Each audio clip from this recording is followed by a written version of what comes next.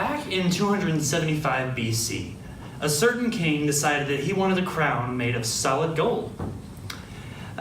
He went to a goldsmith and had the crown made, but a few days before it was meant to be used, he heard rumors that it was not made of completely solid gold. Now this couldn't happen, so he approached his royal scientist Archimedes to determine whether or not it was completely solid gold or not. So Archimedes took the crown and he placed it on a scale along with an equal weight of gold.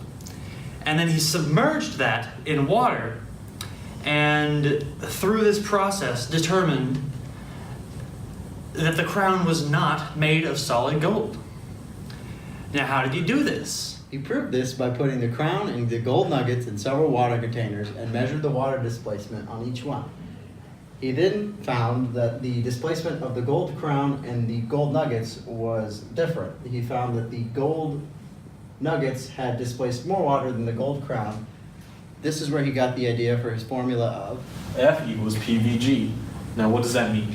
F is the upward force, which could be calculated by taking the weight of the object and subtracting off the apparent weight. The apparent weight being the weight of the object while submerged. P is the density of what we are measuring. And we do that by taking the density of a fluid and subtracting off the density of object. V is simply the volume displaced, and G is the gravity constant. Now move on. From all this, we can determine this basic equation.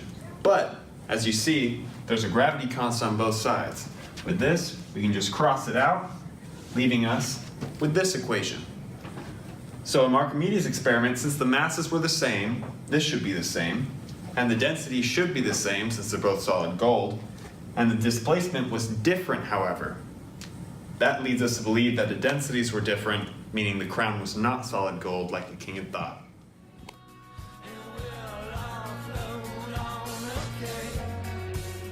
Alright, so using Archimedes' principle, we conducted our experiment with 3 different liquids: water, honey, and olive oil. Then we had 3 objects which we were planning to submerge, being a nut, a die, and Play-Doh. Then we submerged those objects and found the amount of liquid displaced to find the amount of force that would be exerted upward. And then we hung those objects on a Newton force scale and submerged them just below the water line and measured the amount of weight that they lost. The graph displayed here shows the difference between the measured upward force on the dice from our experiment in blue compared to the Archimedes principle calculated upward force on the dice in red.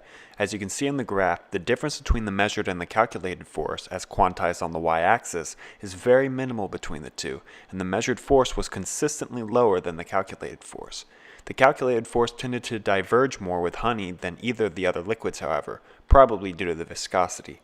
This is also seen with the zinc-plated nut, as well as the Play-Doh cube. Then we displayed that the principle had actual background in the first place and that there was an upward force when the objects were submerged. These charts depict the change in mass measured on a hanging Newton scale for each of the objects and each of the liquids before the submersion and after. No matter how big or small, each of the objects exhibited a change in mass, proving there's an upward force. A very useful device that applies this simple buoyancy principle is the submarine.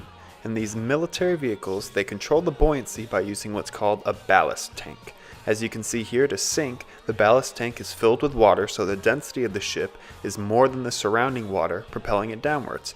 Then to float back up, water is pushed out and air fills the tank, making the ship less dense than the surroundings, bringing it to surface.